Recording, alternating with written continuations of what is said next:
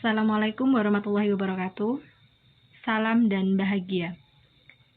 Baiklah teman-teman, kami dari kelompok 8 ingin mempresentasikan materi tentang periklanan. Sebelum kami lanjut ke materi, kami akan memperkenalkan diri terlebih dahulu. Saya sendiri Novitasari, NIM 125, dan teman saya Intan Rositasari, NIM 134, dan Juan Julian, NIM 145, dan yang terakhir Dani Khairuddin, NIM 156. Baiklah, materi yang pertama akan dibawakan oleh saya sendiri tentang apa itu iklan dan tujuan iklan. Apa itu iklan? Iklan adalah bagian dari bauran promosi dan bauran promosi tersebut adalah bagian dari bauran pemasaran.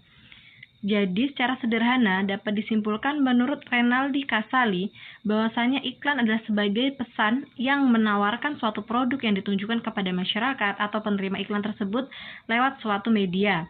Sedangkan menurut Frank Jeffkin, iklan tersebut adalah pesan yang diarahkan untuk membujuk orang untuk membeli suatu produk, barang, jasa tersebut. Dan tujuan iklan. Apa tujuan iklan?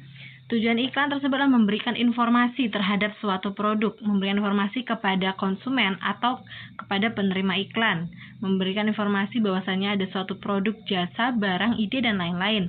Upaya untuk menerimakan citra yang baik atau rasa suka komunikan bagi penerima pesan iklan terhadap produk yang diiklankan.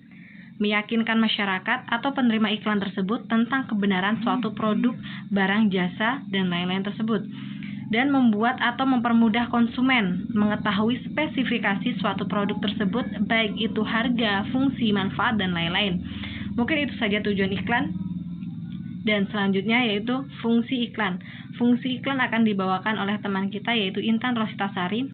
Saya, Intan Rositasari, akan menjelaskan fungsi iklan. Fungsi iklan yang pertama, media penyampaian informasi. Salah satu tujuan periklanan adalah untuk menyampaikan informasi tentang suatu produk tertentu berupa barang, jasa, atau ide kepada khalayak umum. Fungsi yang kedua, mempengaruhi konsumen. Melalui periklanan dapat mempengaruhi serta mengarahkan konsumen untuk membeli produk atau jasa tertentu. Yang ketiga, sebagai media pengingat, yang bertujuan untuk mengingatkan produk tertentu agar selalu mengkonsumsi barang atau jasa. Yang keempat, memberikan nilai tambah. Periklanan memberikan nilai tambah pada merek dengan mempengaruhi persepsi konsumen sehingga seringkali merek dipandang sebagai lebih elegan, lebih bergaya, dan bisa lebih unggul dari pesaing. Syarat iklan. Syarat iklan yang pertama, iklan harus bersifat objektif, proporsional, dan jujur. Yang kedua, iklan harus berisi informasi yang jelas, padat, dan mudah dipahami. Yang ketiga, iklan tidak menyinggung, menyakiti, atau merendahkan pihak atau produk lain. Yang keempat, iklan harus menarik perhatian atau minat banyak orang. Saya Dani Khairuddin akan mempresentasikan tentang ciri-ciri iklan. Ciri-ciri iklan yang pertama adalah informasi atau pesan yang disampaikan harus secara komunikatif dan informatif. Jadi, pesan yang disampaikan harus komunikatif. Komunikatif di sini adalah jelas dan mudah dimengerti oleh calon pembeli. Pesan dalam iklan harus informatif atau bersifat memberitahu atau menginformasikan kaitannya dengan produk atau jasa tersebut. Yang kedua, menggunakan kata-kata yang persuasif agar lebih menarik bagi orang lain. Iklan harus menggunakan kata-kata yang bersifat ajakan atau himbauan untuk para calon pembeli agar lebih tertarik untuk membeli suatu produk atau jasa yang kita tawarkan. Yang ketiga, menggunakan kata-kata atau bahasa yang tepat, logis, sopan, dan mudah dimengerti oleh masyarakat atau target market. Pemilihan kata yang menarik mampu membuat calon konsumen penasaran dan tertarik untuk membeli produk atau jasa yang kita tawarkan. Pemilihan kata yang logis dan sopan di sini adalah pemilihan kata harus masuk akal dan tidak mengada-ada, sehingga calon pembeli percaya akan produk dan jasa tersebut. Pemilihan kata juga harus sopan supaya konsumen tidak merasa tersinggung dari pesan yang disampaikan iklan tersebut. Nomor 4, menjelaskan tentang produk atau jasa dan cara kerja produk atau jasa tersebut. iklan harus menyampaikan tentang deskripsi produk atau jasa serta cara kerja produk atau jasa maupun cara penyajian produk, agar tidak menimbulkan kebingungan terhadap konsumen dan salah dalam menggunakan produk yang mungkin dapat merusak suatu produk atau jasa tersebut. Selanjutnya adalah jenis-jenis iklan. Yang pertama, iklan penawaran atau niaga. Iklan penawaran biasanya berupa iklan niaga yang berisi penawaran suatu produk atau jasa agar masyarakat mau membeli dan mengkonsumsinya. Contoh, dijual gitar bermerek Yamaha dengan harga murah dan sangat berkualitas. Yang kedua, iklan layanan masyarakat adalah iklan yang menyajikan pesan-pesan sosial yang bertujuan untuk membangkitkan kepedulian masyarakat terhadap sejumlah masalah yang harus mereka hadapi, yakni kondisi yang bisa mengancam keselarasan dan kehidupan umum. Contohnya, yang pertama, jauhi narkoba. Yang kedua, iklan KB, 2 anak lebih baik. Yang ketiga, tidak membuang sampah sembarangan. Untuk iklan berdasarkan sifat akan dipresentasikan oleh saudara Johan Julian. Ya, nama saya Johan Julian. Saya akan melanjutkan presentasi ini. Iklan berdasarkan media.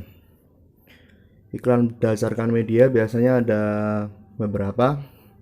Yang pertama iklan cetak, iklan elektronik, iklan internet, dan yang terakhir iklan luar ruangan.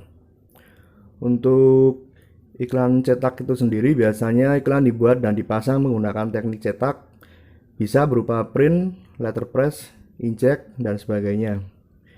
Biasanya iklan dalam media cetak ini ada di koran atau di majalah. Kalau di koran biasanya berbentuk iklan baris. Dan untuk yang kedua ada iklan elektronik. Iklan ini menonjolkan sebuah video atau audio sebagai media penyampaian pesan. Iklan ini biasanya dimuat di televisi ataupun di radio. Yang ketiga ada iklan internet. Iklan internet bisa ditemui di blog, website, sosial media, mesin pencarian, dan sebagainya. Biasanya iklan internet ini ada di seperti Instagram atau iklan di YouTube mungkin. Dan biasanya juga ada yang mempromosikan sebuah produknya di Instagram dan di YouTube itu sendiri, di channel mereka sendiri. Untuk yang terakhir ada iklan luar ruangan. Iklan yang medianya mencakup masyarakat yang berada di luar ruangan. Contohnya seperti iklan yang ada di pinggir jalan di baliho itu merupakan iklan luar ruangan. Selanjutnya iklan berdasarkan tujuan. Yang pertama ada iklan komersial. Iklan ini semata-mata dibuat untuk kepentingan bisnis. Contoh seperti iklan sepeda motor, ponsel, dan sebagainya. Dan yang terakhir ada iklan non-komersial. Iklan ini berisi ajakan mendidik kepada masyarakat. Contoh seperti iklan layanan masyarakat yang biasanya iklan itu mengajak masyarakat untuk seperti menjaga kebersihan lingkungan, iklan tata cara membayar pajak, dan lain-lain. Ya, sekian presentasi dari kelompok kami. Bila ada yang ingin bertanya, kami persilahkan, dan untuk yang ingin mengkritik ataupun apapun untuk materi kelompok kami.